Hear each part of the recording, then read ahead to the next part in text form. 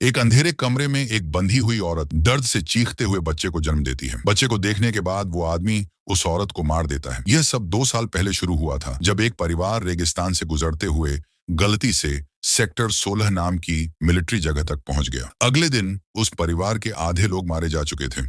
इसके बाद अमेरिकी सेना ने लापता लोगों को ढूंढने के लिए एक टीम भेजी। अब वर्तमान में सेना के बड़े अफसरों ने उस जगह इलेक्ट्रॉनिक मॉनिटरिंग लगाने का आदेश दिया है, लेकिन असली कारण गुप्त है। कनेक्शन टेस्ट करने के लिए तकनीशियन हान ने माइन में नकली गुड्डे रखे। कंट्रोल रूम से विल्सन सब कुछ देख रहे होते हैं। वहां एक हीट सेंसर भी है। वह हान से कहते हैं कि कुछ कनेक्शन काम नहीं कर रहे। तभी उन्हें स्क्रीन पर कुछ अजीब नजर आता है, लेकिन वह देख पाते उससे पहले स्क्रीन बंद हो जाती है। हान पावर बॉक्स चेक करने जाता है और पाता है कि सारे तार जल चुके हैं। पोस्टर एक पहाड़ी पर अपना उपकरण सेट कर रहे होते हैं। वह विल्सन से रेडियो पर बात करने की कोशिश करते हैं, लेकिन जवाब नहीं मिलता। फिर वह हान को बुलाते हैं, मगर हान माइन में मरा पड़ा होता है। फोस्टर मुड़कर देखता है तो हैरान रह जाता है। एक विकृत इंसान सांप खा रहा होता है। फोस्टर उससे बात करने की कोशिश करता है, लेकिन म्यूटेंट ज्यादा उसके बैग की जिप में दिलचस्पी दिखाता है कि वह भागो कह रहा है, लेकिन तब तक देर हो चुकी होती है। पीछे से कोई उस पर हमला कर उसे मार देता है। कर्नल रीडिंग चीख सुनकर फोस्टर को ढूंढने निकलता है। तभी एक म्यूटेंट उसके पीछे आता है,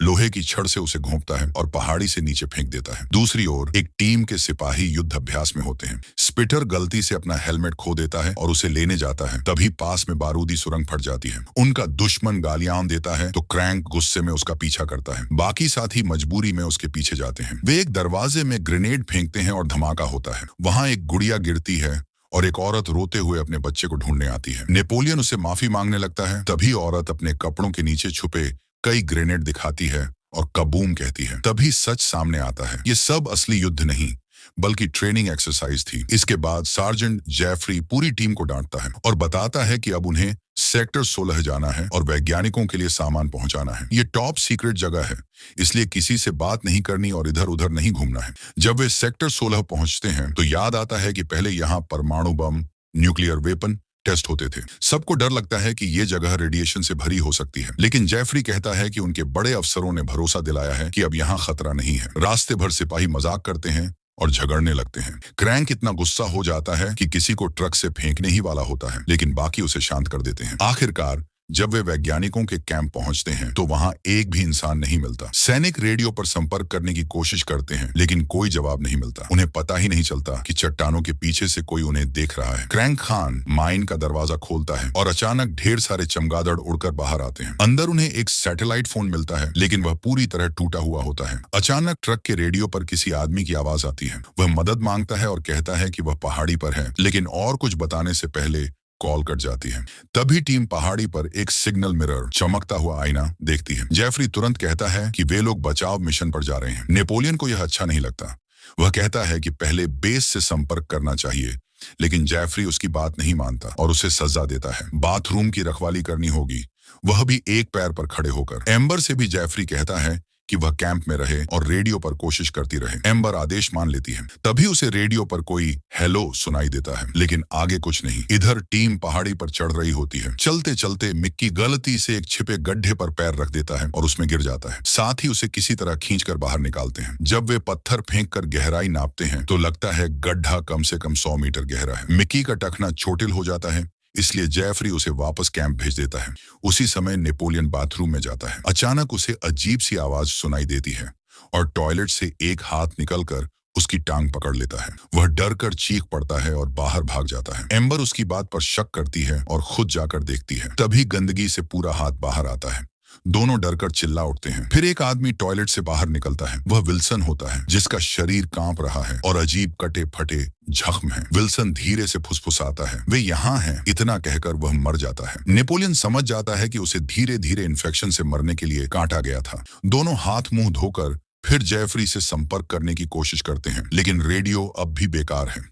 तभी वे देखते हैं कि उनका ट्रक जल रहा है। कोई उसमें आग लगा चुका है। एम्बर नोटिस करती है कि उसकी राइफल गायब है। वह अपनी टीम को चेतावनी देने के लिए निकल जाती है, जबकि नेपोलियन वहीं रुकने का फैसला करता है। एम्बर कुछ ही कदम चली होती है कि पीछे से एक झोंबी जैसा म्यूटेंट उस पर हमला कर देता है। वह बचाव करती है, लेकिन म्यूटेंट बहुत ताकतवर होता है। एम्बर पत्थर से वार करती है, मगर म्यूटेंट चाकू निकालकर उस पर झपट पड़ता है। तभी गोली चलती है। ये गोली मिक्की ने चट्टानों के पीछे से चलाई होती है।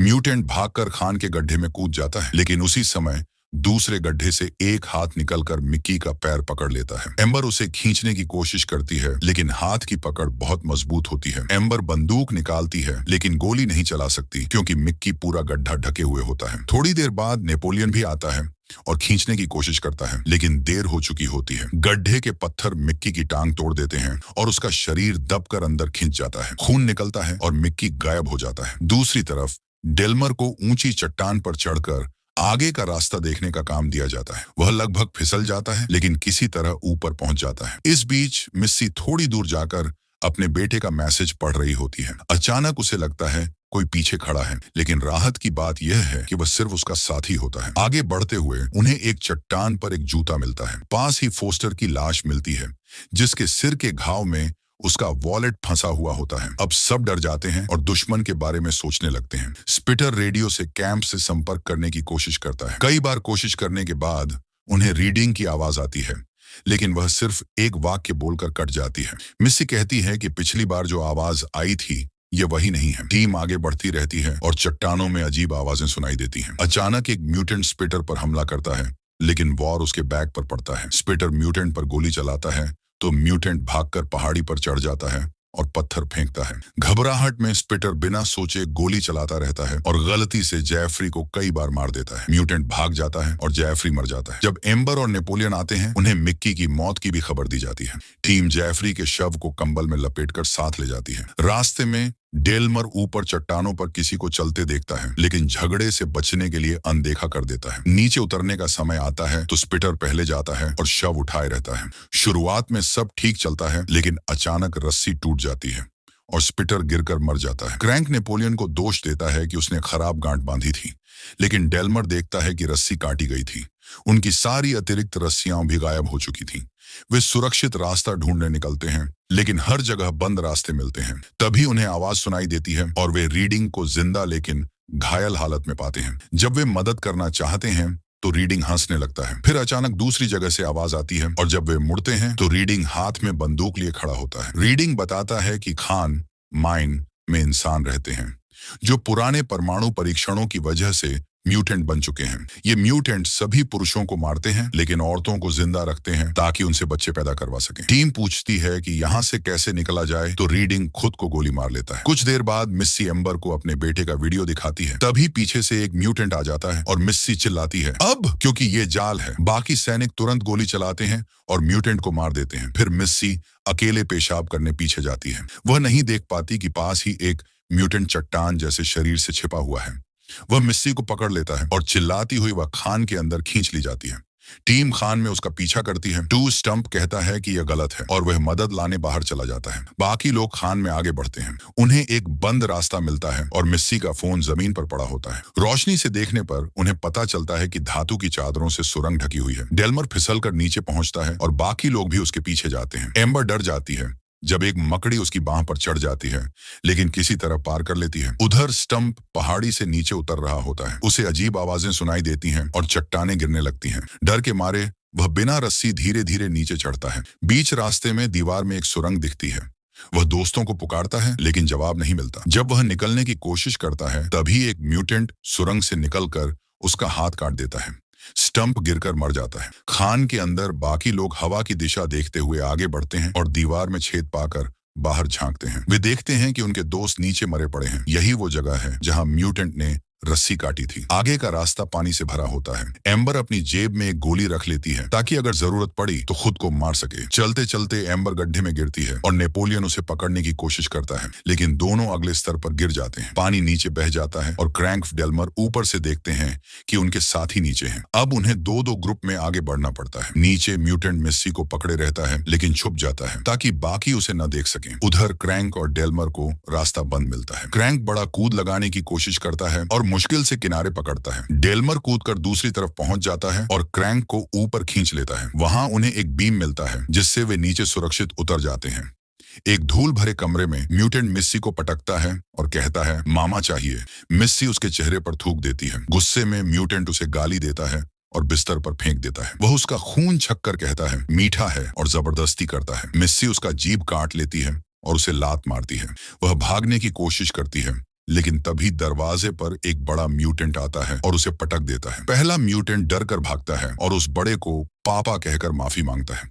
बड़ा म्यूटेंट चिल्लाता है कि उसे बच्चा चाहिए और मिस्सी पर जबरदस्ती करने की कोशिश करता है। उसकी चीखें सुनकर डेल्मर और क्रैंक उसका नाम पुकारते हैं और रास्ता खोजने की कोशिश करते हैं। नेपोलियन और एम्बर को स्टंप का हेडबैंड मिलता है और अचानक उसका हाथ उनके पास गिरता है। तभी एक म्यूटेंट दबे पांव आता है। नेपोलियन उस पर गोलियां चलाता है लेकिन कोई निशाना नहीं लगता और उसकी बंदूक खाली हो जाती है। म्यूटेंट हमला करने आता है तो एम्बर उसका सिर पकड़कर उसकी एक आंख फोड़ देती है। गुस्से में म्यूटेंट उसका गला दबाने लगता है। तभी नेपोलियन पत्थर उठाकर उसका सिर तब तक कुचलता है जब तक वह मर नहीं जाता। उसी समय सुरंग में एक अंधा जीव आता है। दोनों धीरे धीरे पीछे हटते हैं लेकिन फर्श का हैच टूट जाता है और वे नीचे गिर जाते हैं। हैरानी की बात यह होती है कि एक दोस्ताना म्यूटेंट हैच बंद करके उन्हें सुरक्षित बताता है। इसी दौरान क्रैंक और डेल्मर भी उसी सुरंग में पहुंचते हैं। उनकी आवाज सुनकर अंधा म्यूटेंट गोली चलाता है। डेल्मर घायल हो जाता है लेकिन क्रैंक तेजी से जवाबी गोलीबारी करता है और आखिरकार उसे मार गिराता है।